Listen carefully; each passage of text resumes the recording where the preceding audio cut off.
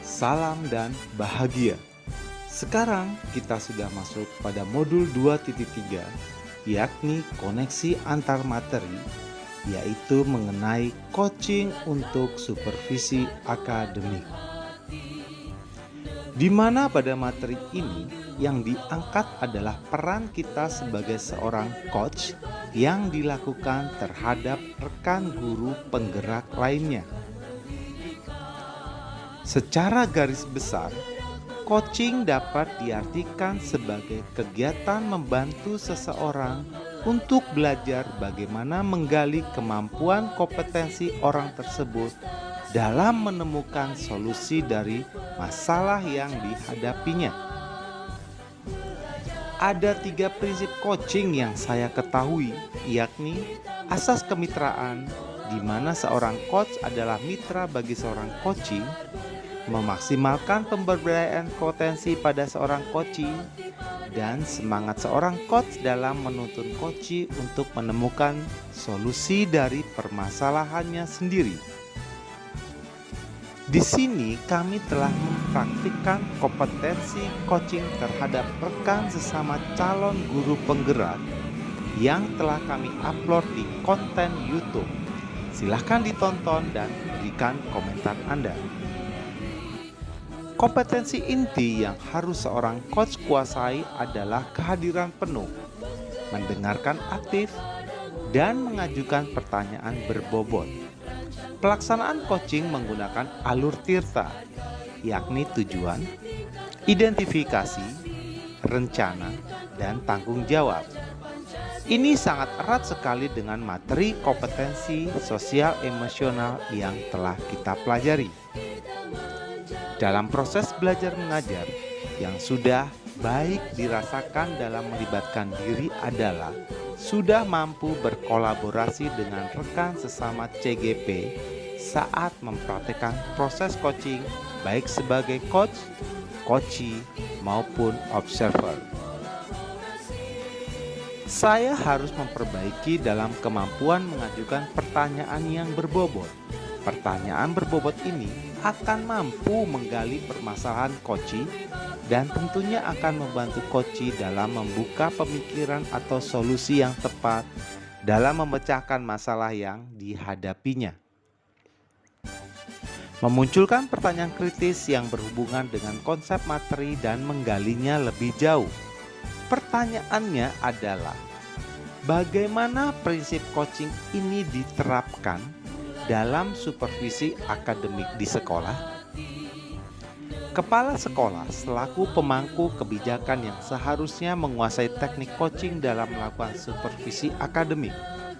Supervisi seharusnya tidak hanya menilai penampilan guru saja, namun juga menggali potensi profesionalitas dari seorang guru. Tujuan supervisi harus jelas, dengan melakukan percakapan sebelum observasi. Selama observasi, supervisor harus menilai sesuai data sehingga menimbulkan refleksi yang bermakna setelah observasi. Mengolah materi yang dipelajari dengan pemikiran pribadi sehingga tergali wawasan baru. Coaching merupakan salah satu bentuk kepemimpinan pembelajaran yang berpihak kepada murid. Dalam mewujudkan pembelajaran yang berpihak pada murid, guru harus menguasai berbagai kompetensi sosial dan emosional, bukan hanya aspek kognitif saja. Tantangan terberat adalah menyeragamkan pemahaman tentang coaching dalam supervisi akademik, baik yang dilakukan di lingkungan sekolah. Selama ini, supervisi dianggap sebagai hal menakutkan, karena guru atau orang yang disupervisi akan merasa takut untuk dinilai, seolah-olah supervisor adalah orang yang mencari kesalahan atau guru sendiri takut untuk melakukan suatu kesalahan. Memunculkan alternatif solusi terhadap tantangan yang diidentifikasi. Solusi yang ditawarkan adalah menetapkan tujuan dan membuat pembelajaran yang jelas. Mengerti akan kebutuhan belajar individu serta memfasilitasi rekan sejawat dalam merancang pembelajaran yang dilakukan. Pengalaman masa lalu, saya pernah disupervisi oleh kepala sekolah. Awalnya, saya merasa deg-degan, takut karena saya merasa akan dinilai seperti ujian. Kegiatan supervisi ini dilakukan langsung observasi tanpa ada pembicaraan pra-observasi. Penerapan di masa mendatang, supervisi akademik haruslah meningkatkan performa guru dalam melakukan pembelajaran yang berpihak pada murid. Supervisi akademik dengan proses coaching menerapkan 3 prinsip asas kemitraan, proses kreatif, dan peningkatan potensi.